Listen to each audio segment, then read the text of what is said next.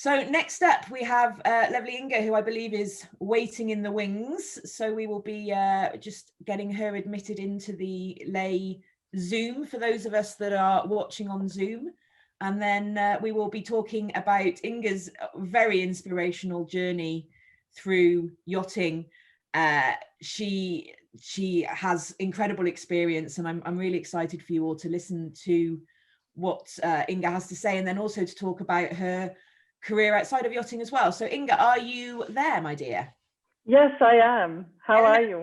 Welcome. Hello. Hello. Good to see you, and thank you so much for having me on. It's a real pleasure. I've really enjoyed listening in and tuning in to everybody that's been before me. Thank you. Welcome. We've got a wonderful mix of different people and different experiences. It's one of my favorite times at the moment, is being on the Life After Yachting live events. So yes, let's kick straight in, Inge. I could just listen to this story all day. So why don't you start off in a similar way to Donna and tell us a little bit about your background and your own personal journey, and lead on to kind of where you are today. So yes, tell us a bit about yourself. Sure. Well, if I may, sort of start out with sort of explaining what it is that my business does that I have created. And then I can work my way down to sort of where my journey came from, if that's okay. My business today basically provides services into the family office ecosystem, if we can call it like that. So I work with private individuals, entrepreneurs. I've got several CEOs that own 5 to 9 companies, and I've been thrown into the deep end in all sorts of ways.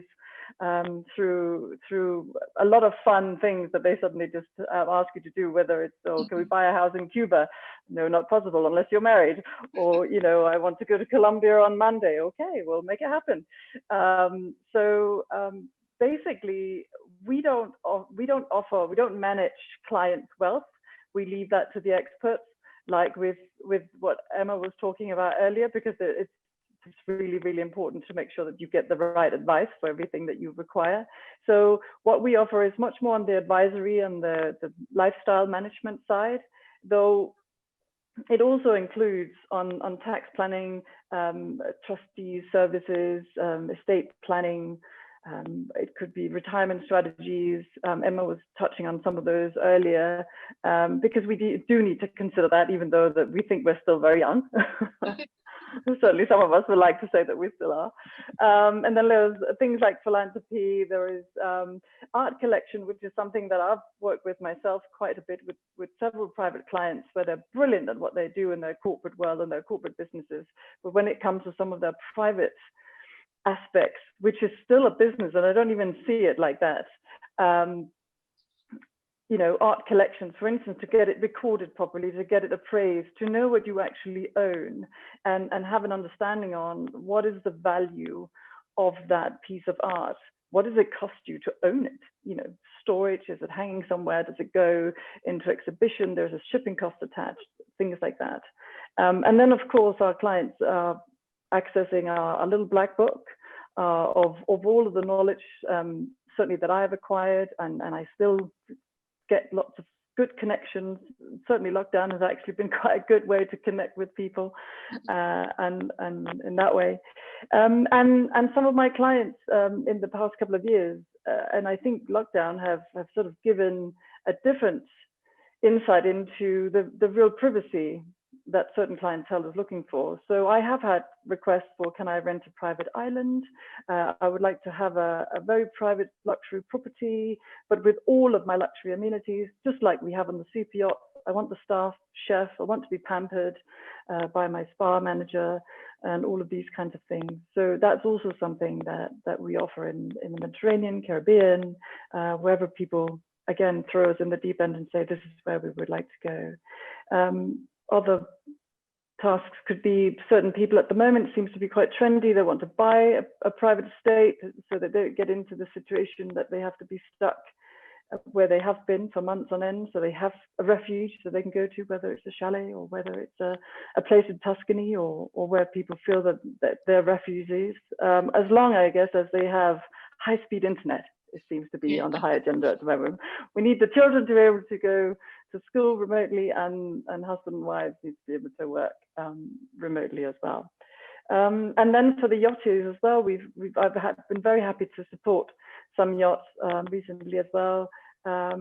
Stews, pursers, captains, where they sort of are looking more to get onshore activities when they arrive in certain destinations, and that's become a little bit more active on that side of things. It's not just the toys, it's not just the fun that goes on board the yacht, but there might be some cultural aspects or art exhibitions, or maybe they want to have a beautiful private dinner in a certain location, which is very unique, which is not necessarily always possible for everybody. And then just your normal high-end door-to-door logistics as we know it from yachts, you know, where we offer what we only know. You know, it's the private jets, it's the yachts, it's the VIP greeter, it's the drivers picking you up and holding your hand to where you need to go. So that's sort of in a round scope, sort of what it is that I sort of do today. But there is a lot of get thrown into the deep end, and that's a bit I love. I love those things a bit. That's what really gets me going, and that's the adrenaline that I feed off. I couldn't agree more. I think that's a hugely diverse program that you are actioning there. So I think I would thrive in that not necessarily knowing what you're doing on each day, and jumping on a request must be hugely fulfilling for sure, and that's certainly never a dull moment, I would imagine.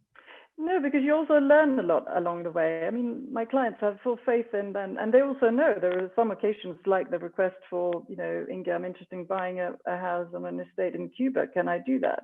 And this is a UK resident. And you call embassies, you talk to international trades attaches, you reach out to various people. You just have to brainstorm and jump in, and then you learn on the way. And some people in this particular case were very sweet to say, is he married? Does he have a Cuban wife or relations? And no.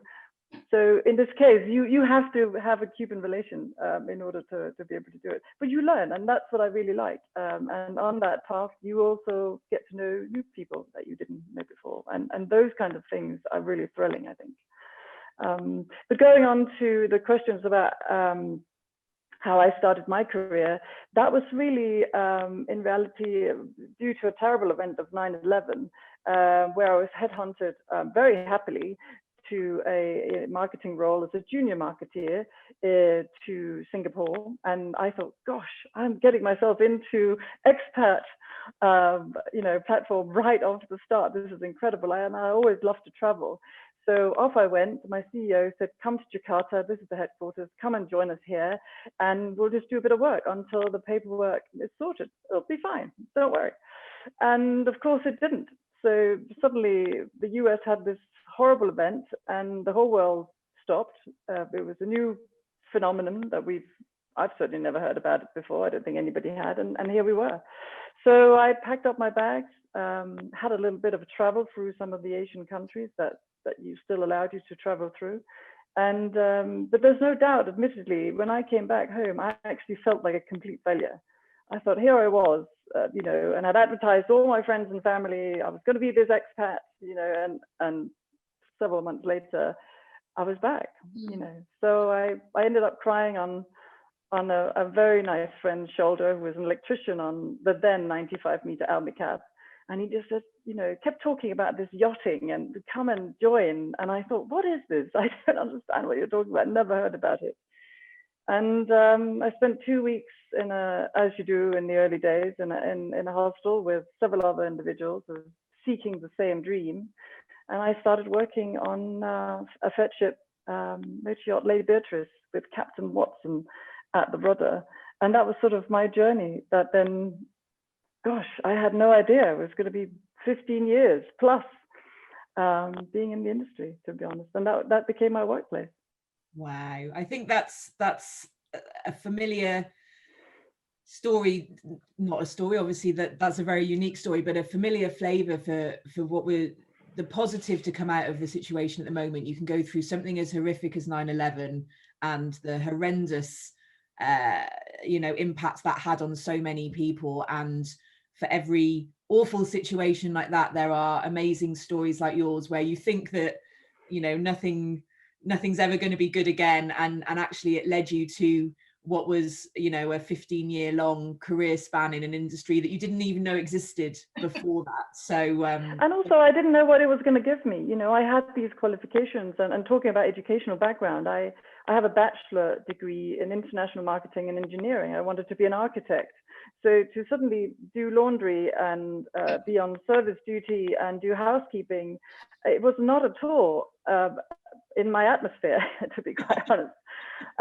But I think what was really helpful very early on, and I think that was probably both Captain Watson and his wife Siri, the way that they ran the yacht, and which it seemed so effortless, of course, because they'd been in it for 20 odd years, but all of the work that all of the setup, the structure, etc., the way that things were, I really turned to that very quickly. And that really helped me along the way to identify where I wanted to be. And very quickly I could see I need to be up at the senior role, because I felt that's where I had the skill. And then later on, I was fortunate enough to jump on to 3 yacht projects as well. Of course, it was completely different. You are shoreside, you are shore-based. But I was fortunate. I had that architectural aspiration. I can see elevations and drawings in 3D, so I can see the spaces. And that obviously helps, because then you can sort of walk into the drawings and understand what's here, what's not here, what's missing. And I learned a lot. I mean, from Holland to Italy, there's different negotiation skills that's required, but you know, it's fun. You learn a lot. And I admit I had to throw out my Scandinavian toolbox when I went to Italy, but you know, there's a whole other story. But it was fun. It was really fun.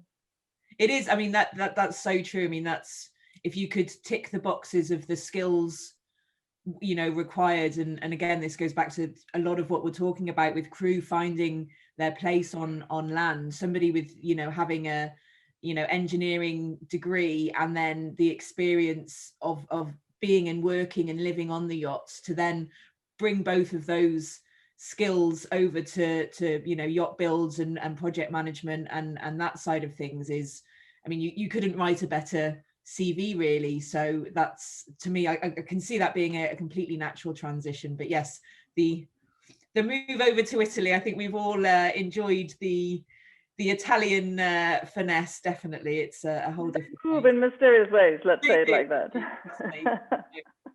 So yeah, so I've worked on quite a few different yacht projects and delve down that route. Tell us a little bit more about, although we are nearly at time, so let's make sure we cover everything. I know. I was sort of going to finally sort of wrap up in the sense of trying to explain why I sort of decided to leave yachting.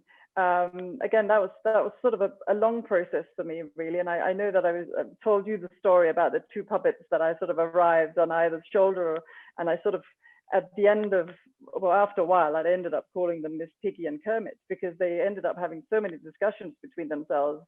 And in the beginning, I didn't really see that those questions had arisen, you know, because I thought I was on the top of my game. But then there's the other side saying, well, don't you want to start a family, and don't you want to, you know, go shoreside, but you're extremely passionate about crew, and you know, you feed off that adrenaline rush that you constantly get when you're, you know, again, thrown into the deep end, as you do on the yachts as well. And that's what I really loved. But, you know, they kept talking back and forth. And I think there was a point there, and this is what I call the elephant in the room sort of arrived.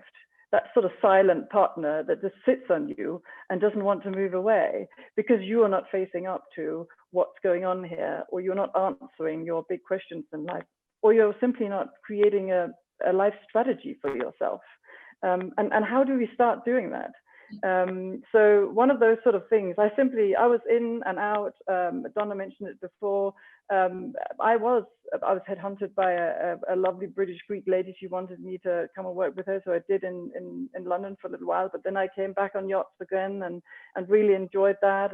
But it was in that period, it was really, I didn't know where I was placed and how I could get myself settled in. So there came a point where I was just like, look, I just need to start this journey. I did it without a map, let's call it, and just use my common sense, trust my intuition, and trust my skill and my worth. That was really my beginning to saying, no, I've got to do this. So I decided, that's it, go to London, find my place. It wasn't easy. And, you know, like some people will tell you, I had no reply. And it was difficult to get in front of recruiters as well. And I respect recruiters a lot. It's difficult, but I think the biggest obstacle for me, it was really to try and transform my skill set into what it should look like. Like Donna was talking about, you have to apply the shoreside terminologies in order to make yourself sellable, if that makes any sense. So yes, I got slapped in the face, and you will, but there's people now that can help you. So for those people that are listening, hopefully you won't get those slaps in the faces that I did, but I don't understand why you're even here. You don't have any experience working in the London scene. And some people said, I don't understand what you've done. That's tough. It's crucifying to receive, being on the receiving end of that. And it took me many hours to convert those comments into a positive strategy. But look, I changed my tack, and I actually started asking them, how can you represent me to a client, to see if they understood what I did. And I think that worked in the end.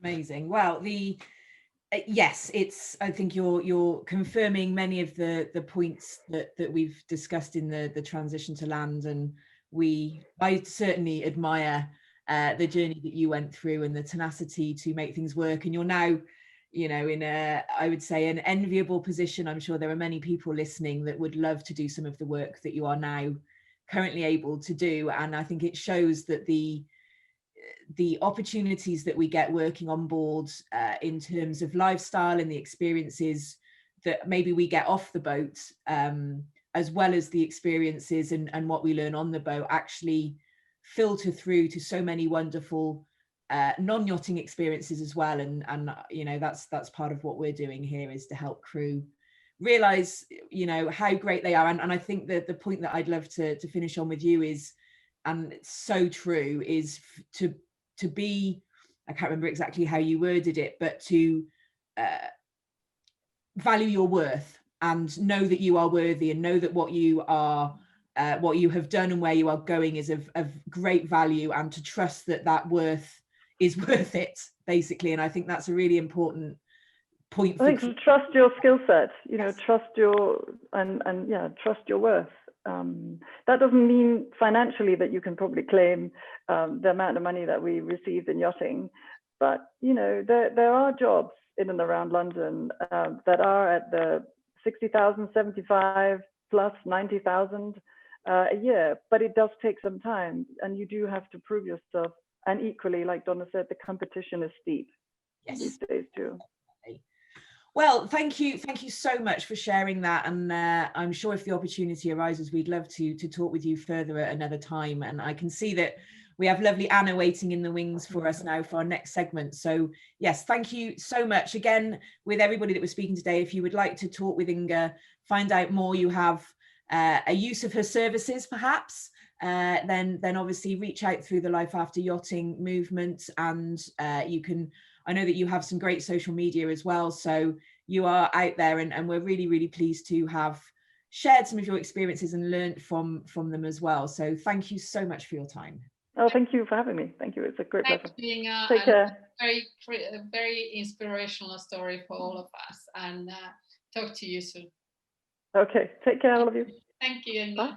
Bye. Bye.